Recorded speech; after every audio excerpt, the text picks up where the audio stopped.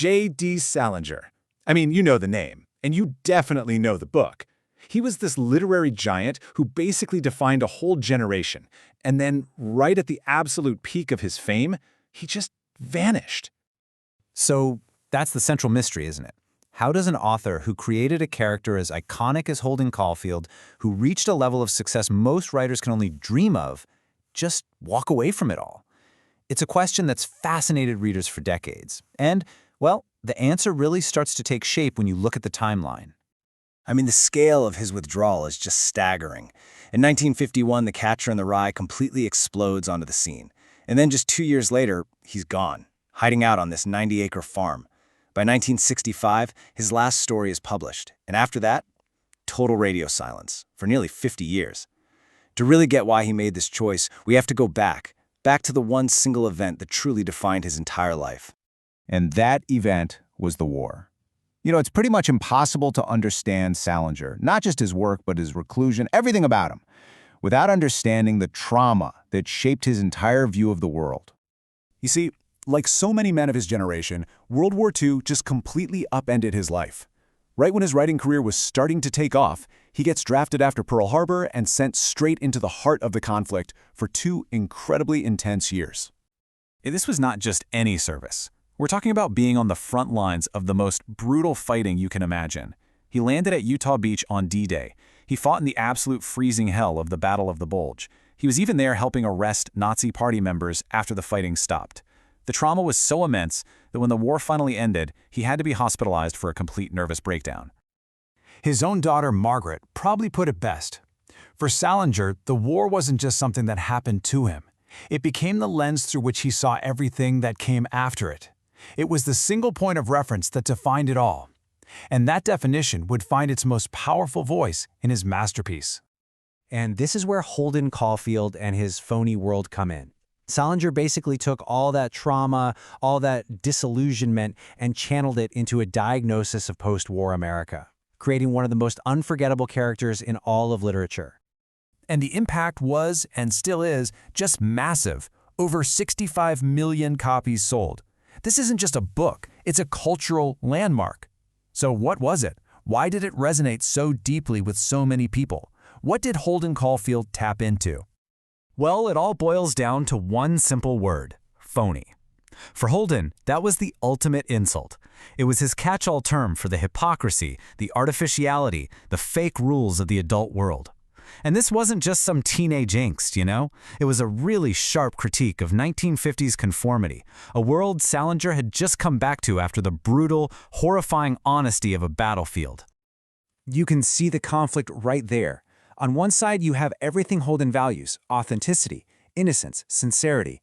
And on the other, you have the phony adult world he can't stand: conformity, materialism, and pure self-interest. He's a character who is completely and totally out of sync with the society he's supposed to just join. And all of this leads to the book's most famous and maybe most heartbreaking image. When his sister asks him what he actually wants to be, his answer isn't a lawyer or a scientist or anything like that. He just wants to be the catcher in the rye, the one who protects kids from falling off that cliff into the corrupt, phony adult world below. Catcher was Salinger's diagnosis of the sickness, but his other major work, well, it explored a potential cure. And you can find that prescription in his absolutely brilliant short story collection, 9 Stories. So, if Catcher in the Rye was the diagnosis of this post-war spiritual sickness, then 9 Stories was Salinger's attempt at a cure. The central idea that runs through these stories is one of redemption, specifically salvation through genuine kindness, through altruism. And what's really fascinating is who does the teaching. It's almost always an innocent child guiding these damaged, war-scarred adults back to health. And you can actually see him testing out this theme right across the collection. In A Perfect Day for Banana Fish, the veteran Seymour Glass connects with a child, but in the end he feels he's just too broken to be saved. Then, in Uncle Wiggily, you have a war widow who is so lost in her own despair that she starts to harm her own daughter. But then you get the crucial story for Esme with Love and Squalor, where another veteran, Sergeant X, is literally pulled back from the brink by a simple act of kindness from a child. The parable that Seymour tells the little girl is just devastatingly symbolic. He talks about these banana fish who swim into a hole and eat so many bananas they can't get out. It's a clear metaphor for a society lost to its own greed. And for Seymour, he is that banana fish. He's too consumed by the horrors he's seen to ever get out.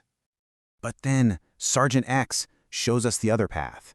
He's just as broken as Seymour is, but this simple gift from a child, her father's broken watch, it pulls him back. It's an act of pure, unfunny connection that gives him a chance, as he says, to become a man again with all his faculties intact.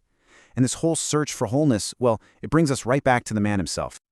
So what happened to the man who gave us this diagnosis and this prescription? He just fell silent. Or did he? For 50 years. Think about that. A full half-century. J.D. Salinger reportedly kept writing every single day, filling up notebooks and manuscripts, all while not publishing a single word. And this isn't just a rumor. In a very rare interview, his son Matt Salinger confirmed it. Can you imagine that? 50 years of material from one of the most singular voices in American literature, just sitting there, waiting. And the family's intention is crystal clear. When it's ready, we're going to share it. So right now, the Salinger estate is actually preparing this massive archive for publication. His son says they are going as fast as we freaking can to share pretty much everything Salinger wrote during those 50 long years of silence. Which means the story of J.D. Salinger is not over, not by a long shot. A man who diagnosed a phony world, who was scarred by war, and who searched for salvation and innocence may still have one final chapter to share with all of us. Which leaves us with the ultimate question. After half a century of silence, what on earth will be J.D. Salinger's final words to the world?